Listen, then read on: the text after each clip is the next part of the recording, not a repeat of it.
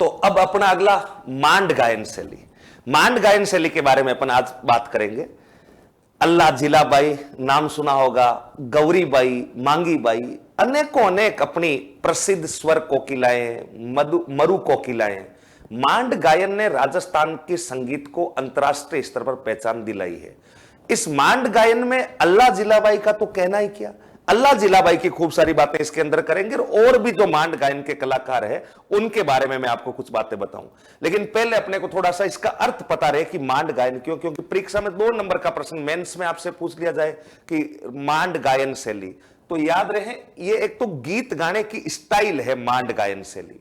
जैसलमेर के आसपास वाला जो क्षेत्र था उसको पुराने टाइम में मांड कहते थे, तो उधर से ये शैली शुरू हुई, इसलिए इसका नाम पड़ गया मांड गायन शैली। 10वीं और 11वीं सदी के बीच में 10वीं 11वीं सदी से इस मांड गायन का उद्गम माना जाता। 10वीं 11वीं सदी से मांड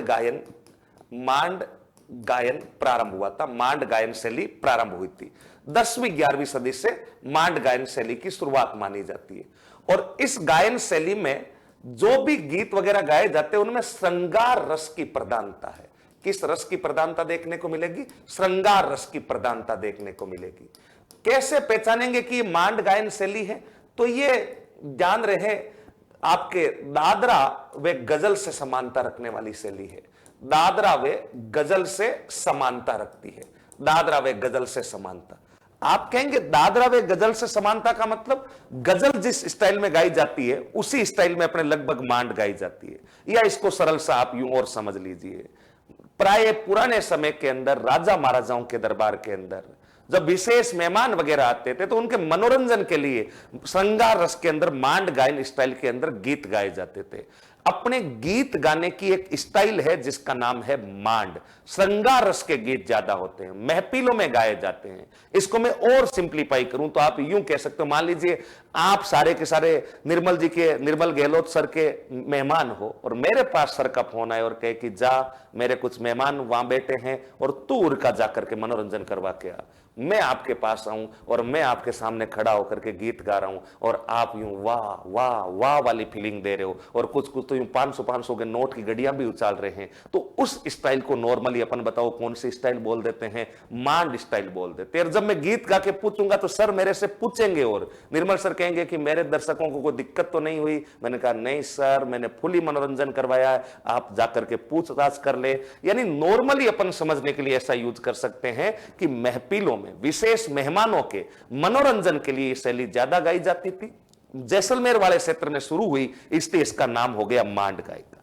अब देखो मांड गायिका में जब जब नाम आता है सबसे पहला नाम आता अल्लाह जिलाबाई का। अल्लाह जिलाबाई, ये आपके सामने फोटो दिख रही, अल्लाह जिलाबाई। अल्लाह जिलाबाई पूरा नाम था हाजन अल्लाह जिलाबाई। इनके बारे में 2 3 4 महत्वपूर्ण जो बातें, हाजन अल्लाह जिलाबाई, हाजन अल्लाह जिलाबाई पूरा नाम था। देखो पहली बात तो इनका नाम हाजन अल्लाह जिलाबाई। आप कहेंगे इतना लंबा चौड़ा नाम सर शॉर्ट में ही रख देते। देखो हाजन का मतलब होता वह महिला जिनके परिवार के लोग पति हज की यात्रा कर चुके हैं, उन महिलाओं के नाम के आगे बताओ क्या लगता? हाजन।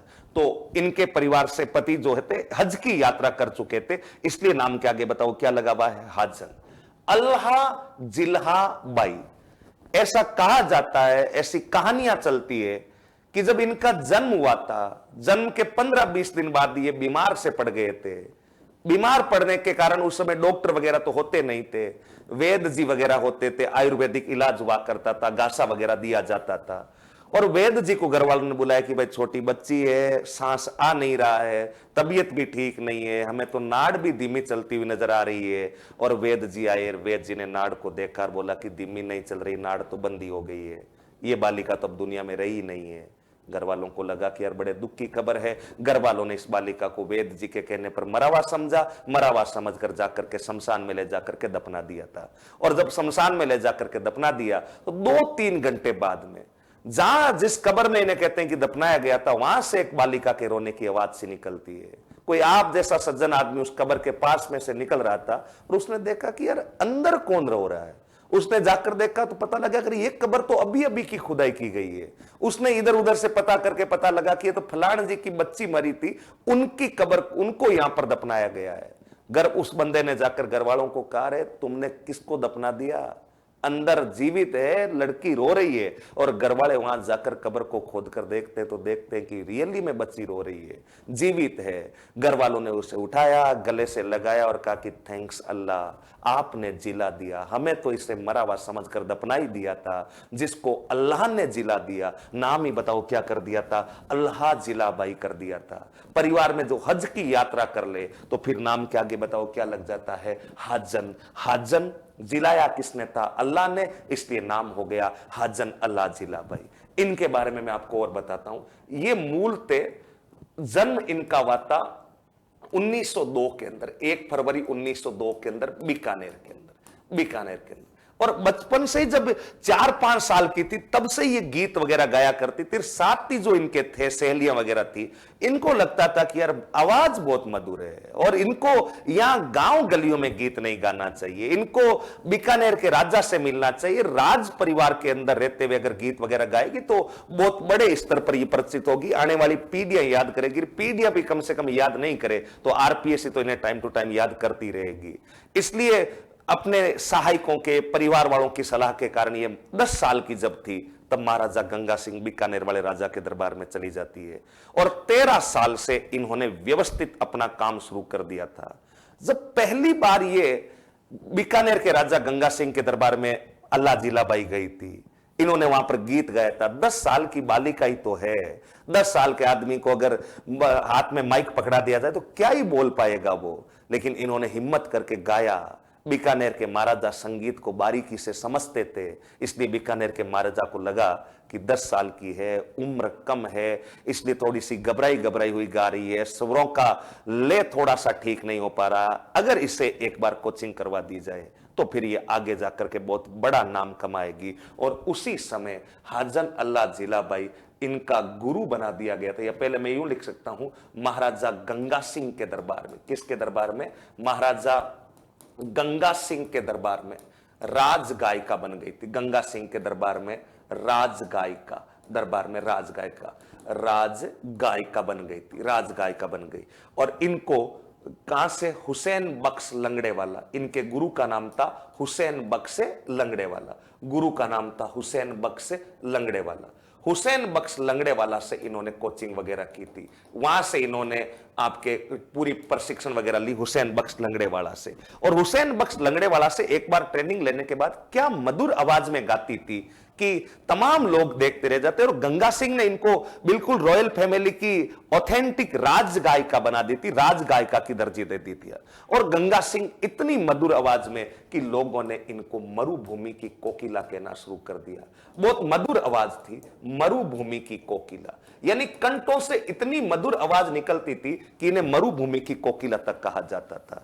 लेकिन कंठों से जितनी मधुर आवाज निकलती थी उतना इनका लहजा बहुत सख्त था, यानी गुस्सा बहुत आता था अल्लाह जिलाबाई को। ऐसा बताया जाता कि जब स्टूडियो में गाने रिकॉर्ड करवाने के लिए जाया करती थी, इनका सबसे फेमस गाना एक तो आपने केसरिया बालम आवो नी पधारो मारे देश, वो सुना होगा, केसरिया बालम आवो नी पधारो मारे देश, एक बाईसारो बीरो, ये ऐसे खूब सारे और गीत है। केसरिया बालम जो आज अपना राजस्थान का राज्य गीत है, उसको अंतरराष्ट्रीय स्तर पर प्रसिद्ध करने वाली अल्लाह जिलाबाई थी। तो अल्लाह जिलाबाई का कंठ बहुत मधुर थे लेकिन लहजा बहुत सख्त था। एक बार अल्लाह जिलाबाई जब भी स्टूडियो के अंदर रिकॉर्डिंग करवाने जाती थी तो हर कोई इनसे रिकॉर्डिंग करवा ही नहीं पाता था, कांपते थे। एक दयाल नाम का बंदा था जो इनका बहुत करीबी हुआ करता था। दयाल नाम का बंदा एक ऐसा आदमी था, वही केवल अल्लाह जिलाबाई के सारे गाने रिकॉर्ड करवा सकता था, लेकिन अल्लाह जिलाबाई कभी उसे भी नहीं छोड़ती थी। दयाल अल्लाह जिलाबाई को हालांकि करीब तो था, लेकिन अल्लाह जिलाबाई को देखने के बाद उसे थोड़ा सा डर सा लगता था।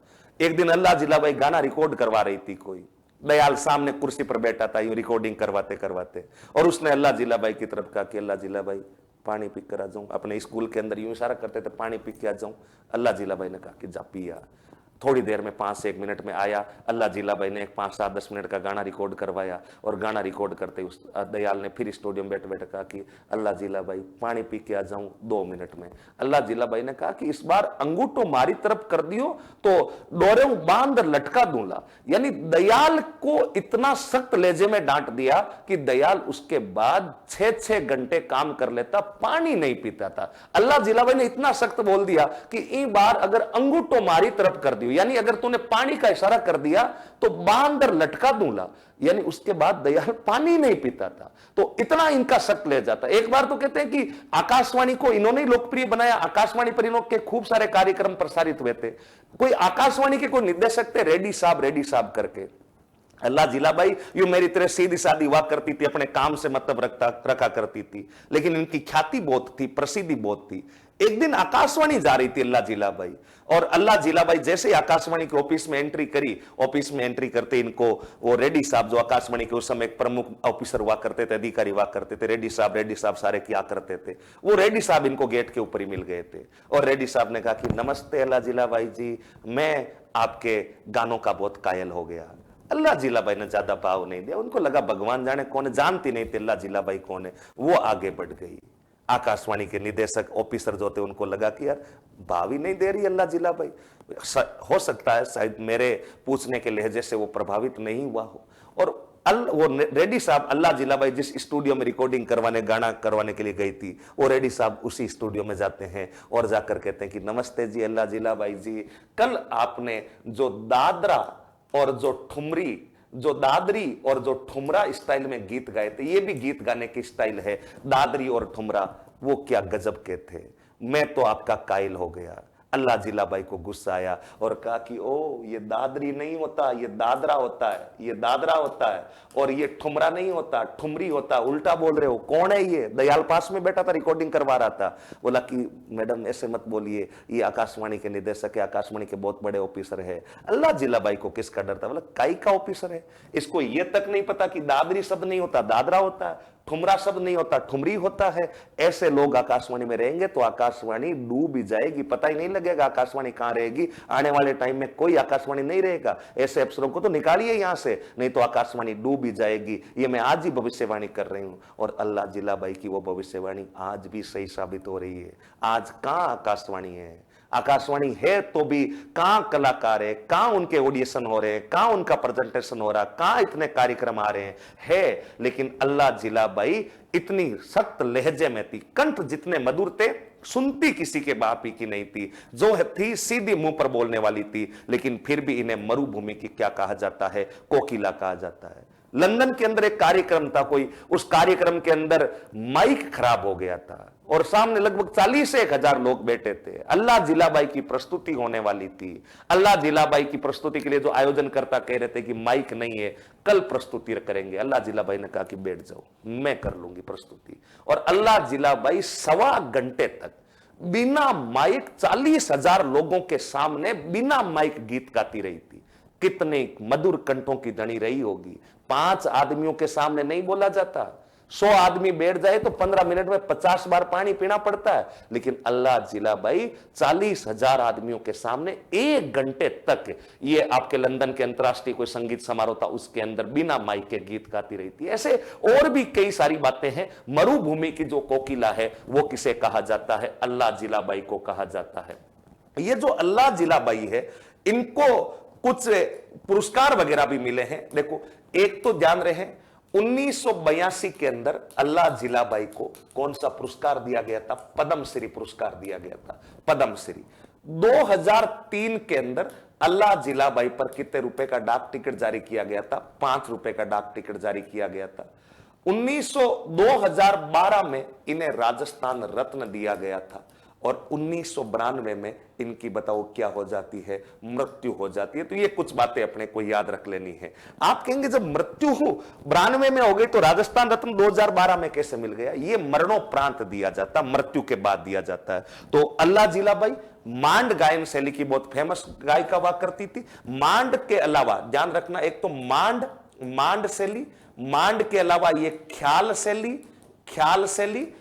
शैली के अलावा ये दादरा शैली, दादरा, और दादरा के अलावा ठुमरी, इन 4 गायन शैलियों के अंदर विख्यात हुआ करती थी अल्लाह जिलाबाई। तो अल्लाह जिलाबाई की ये बेसिक बातें, नाम अल्लाह जिलाबाई कैसे पड़ा, तो एक बार ये उतार लो। बाकी और भी खूब सारी मांड गायिकाएं हैं, उनके बारे में बात करेंगे।